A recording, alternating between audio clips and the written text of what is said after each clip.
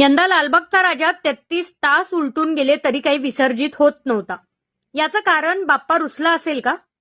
अरे त्या लहान पोरीच्या बापाची माफी मागून पहा, जिच्या बापाला लालबागच्या राजाचे पदाधिकारी कुत्र्यासारखे आपल्याच मुलीच्या समोर मारतात. त्या बाप लेकीची माफी मागून जर लालबागचा राजा विसर्जित झाला नाही तर? मुंबईत आलेल्या मराठा बांधवांचे जेवण लालबागच्या मंडळाने बंद केल्याने त्याला दुःख झाले आहे. त्याबद्दल मराठ्यांची माफी मागून बघा. सामान्य भक्तांना त्यांच्यासमोर प्रचंड मारहाण झाली आणि व्हीआयपी म्हणून पॉर्नस्टार लोकांना त्यांच्यासमोर स्पेशल टाइम दिला. याबद्दल मंडळाने एकदा माफी मागितलीच पाहिजे. पहा लालबागचा राजा कसा विसर्जित होत नाही. लालबागचा राजा हलेना 5 तास समुद्रात बसून किनाऱ्यावरील भक्तांच्याकडून साकडं काही चुकलं असेल तर माफ कर हे ऐकून घेत होता. तरी सुद्धा बाप्पा काही विसर्जित होत नव्हता. याचं कारण 365 दिवस सुरू असणारे अन्नछत्र मराठ्यांना बंद केल्यामुळे लालबागचा राजा रुसलाय का?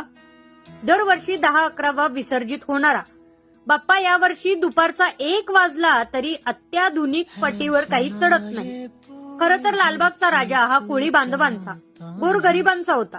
आता तो अंबानींचा झालाय. देव सुद्धा कंटाळलाय रे तुम्हाला. देवाला सगळे सारखे असतात हे त्या पैसेवाल्या देवस्थानांना कधी कळणार?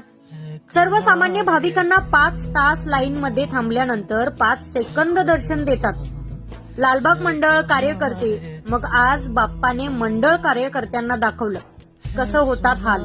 इतका वेळ त्या क्षणाची वाट बघत राहणं. बाप्पा नाराज होता सर्वांच्या वरती.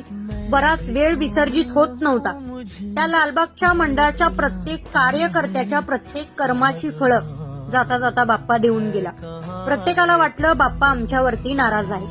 बाप्पा त्यांच्यावरती नाराज नव्हता, त्यांच्या कर्मांच्या वरती नाराज होता. व्हीआयपी वाल्यांना चांगली वागणूक आणि सामान्य नागरिकाला मात्र 5-5 तास वाट बघून सुद्धा अगदी तुच्छ असल्याची वागणूक. एक पॉर्नस्टार यांच्या दर्शनाला आल्यानंतर व्हीआयपी ट्रीटमेंट घेतो आणि 5-5 तास रांगेत उभा राहून दर्शनासाठी हाल अपेष्टा सहन करणाऱ्या सामान्य माणसाला मात्र अशी तुच्छ वागणूक मिळते. मग सांगा बाप्पा रुसणार नाही का?